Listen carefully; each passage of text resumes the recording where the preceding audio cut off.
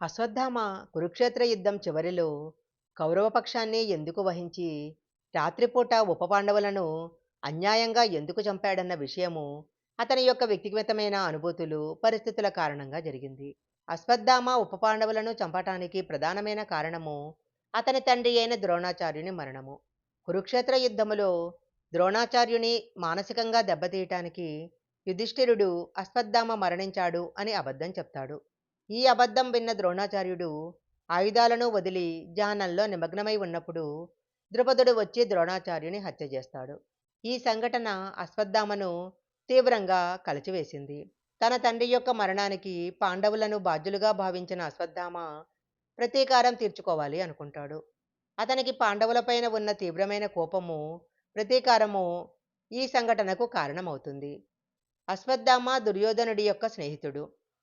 అతనికి అప్పగించబడ్డ ఆశయాలు కౌరవపక్షం వైపు నిలబడటానికి కారణమయ్యాయి. దుర్యోధనుడు చివరగా రణరంగంలో బలహీనంగా ఉన్నప్పుడు అశ్వత్థామ అతని చివరి కోరిక నెరవేర్చాలి అనుకుంటాడు. అశ్వత్థామ శివుని నుండి పొందిన అస్త్రాన్ని ఉపయోగించి రాత్రిపూట పాండవులను చంపాలి అనుకుంటాడు. అయితే పాండవులు కాకుండా పాండవుల పిల్లలు అంటే ఉప పాండవులు ఉండే ప్రదేశంలో ఉన్నారు. ఈ పరిస్థితిని అర్థం చేసుకోలేక అస్త్రంతో ఉప పాండవులను చంపేస్తాడు. అశ్వత్థామ ఈ సంఘటన రాత్రి సమయంలో చేస్తాడు.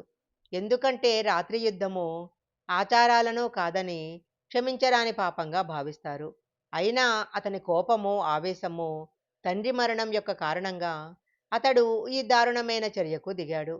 ఈ చర్య కురుక్షేత్ర యుద్ధములో ఒక కీలకమైన మలుపుగా మారింది. పాండవుల పట్ల కౌరవుల యొక్క ప్రతీకారము, అశ్వత్థామ యొక్క ఆవేశము అశ్వత్థామ ఉప పాండవులను చంపటానికి కారణమైంది. ఇది తెలుసుకున్న శ్రీకృష్ణుడు, పాండవులు అతడిని వెంబడిస్తారు. గురుపుత్రుడన్న కారణంగా చంపకుండా వదిలేస్తారు. అశ్వత్థామ కపటబుద్ధి తెలిసిన శ్రీకృష్ణుడు అతడిని ఎలాంటి దుశ్చర్యకు పాల్పడకుండా అడ్డుకునేందుకు పాండవులతో కలిసి కౌరవ శిబిరానికి చేరుకుంటాడు. అయితే అప్పటికే అతడు వ్యాసాశ్రమానికి వెళ్లటంతో కృష్ణుడు అక్కడికి వెళ్తాడు. కృష్ణుడితో కలిసి వ్యాసాశ్రమానికి వచ్చిన పాండవులను చూసి అశ్వత్థామ క్రోధంతో రగిలిపోతాడు. కోపంలో విచక్షణ కోల్పోయి తన తండ్రి అనుగ్రహించిన బ్రహ్మ శిరోనామకాస్త్రాన్ని అపాండవీయమవుగాక అని ప్రయోగిస్తాడు. ఆ అస్త్రశక్తి వలన భూమి మీద ఉన్న పాండవులు, వారి సంతతి మొత్తం నాశనమయ్యే ప్రమాదం ఉంది. దాన్ని అడ్డుకోమని అర్జునుడిని ఆదేశిస్తాడు శ్రీకృష్ణుడు. బ్రహ్మశిరోనామకాస్త్రాన్ని అడ్డుకోవాలంటే అదే అస్త్రాన్ని ప్రయోగించాలి. అర్జునుడి తపోశక్తి వల్ల అప్పటికే అస్త్రాన్ని పొంది ఉండటంతో పాండవులకు క్షేమం చేకూరుగాక అని మరొక వైపు నుంచి అస్త్రాన్ని ప్రయోగిస్తాడు. రెండూ బ్రహ్మ శిరోనామకాస్త్రాలు. ఢీకొంటే ప్రళయమే, భూమండలమంతా సర్వనాశనమైపోతుంది. ఈ ఉపద్రవాన్ని గ్రహించిన వ్యాసమహర్షి నారదుడు పరుగు పరుగున వచ్చి అస్త్రాన్ని ఉపసంహరించుకోవలసినదిగా అర్జునుడిని కోరతారు. పెద్దల సూచన మేరకు అర్జునుడు తన అస్త్రాన్ని వెనక్కు తీసుకుంటాడు. మరి అశ్వత్థామ ప్రయోగించిన అస్త్రం మాటేమిటి అని అర్జునుడు వ్యాసుడిని అడుగుతాడు. అస్త్రాన్ని ఉపసంహరించు, పాండవులు నిన్నేమీ చెయ్యరు అని అశ్వత్థామకు వ్యాసుడు సూచిస్తాడు.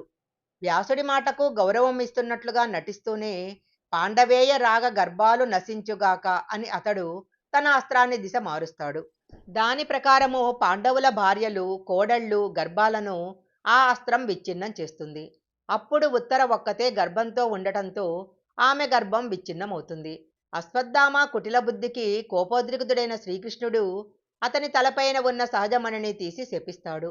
ఒంటి నుంచి రక్తం కారుతూ దుర్గంధంతో, ఆహారం దొరక్క మండిపోతున్న శరీరంతో ఈ భూమి మీదే తిరుగు అని పేర్కొంటాడు. బ్రహ్మశిరోనామకాస్త్ర ప్రయోగం వల్ల ఉత్తర గర్భంలో మరణించిన శిశువుని కృష్ణుడు తన యోగమాయతో ప్రాణం పోసి బ్రతికిస్తాడు.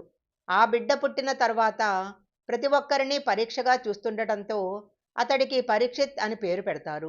బ్రాహ్మణుడై ఉండి అన్ని విద్యలలో శిక్షితుడైన అశ్వత్థామ రాగద్వేషాలు, బంధుప్రీతి కారణంగా క్రోధ మూర్ఖత్వాలకు లోనై శాపగ్రస్తుడయ్యాడు.